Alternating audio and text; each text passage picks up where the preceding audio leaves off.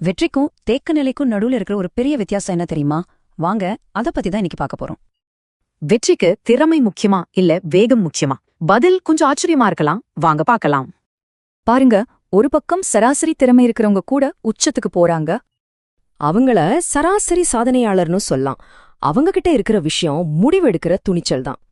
ஆனா இன்னொரு பக்கம் பார்த்தா பல ஜீனியஸ் இருக்கிற இடத்த விட்டு நகரவே மாட்றாங்க. இவங்கள புத்திசாலி ஆய்வாளர்னு சொல்லலாம். இவங்க எல்லா ஆப்ஷன்ஸையும் யோசிச்சுக்கிட்டே இருப்பாங்க, அவ்வளவுதான். அப்போ வித்தியாசம் ரொம்ப சிம்பிள். ஒருத்தர் செயல்படுத்துறாரு, இன்னொருத்தர் யோசிச்சுட்டே இருக்காரு. ஏன் இவ்ளோ திறமை இருந்தும் சிலரால ஒண்ணுமே பண்ண முடியல? அதுக்கு பேருதான் அனாலிசிஸ் பாராலிசிஸ். அதாவது ரொம்ப யோசிச்சு எந்த முடிவுமே எடுக்காம நிக்கிறது. அப்ப பாருங்க, விஷயம் திறமையில இல்ல, வேலைய ஆரம்பிக்கிற வேகத்துல தான் இருக்கு. இப்போ நீங்களே சொல்லுங்க, உங்க ஆரம்ப வேகம் என்ன? யோசிக்கிறீங்களா இல்ல செயல்படுறீங்களா?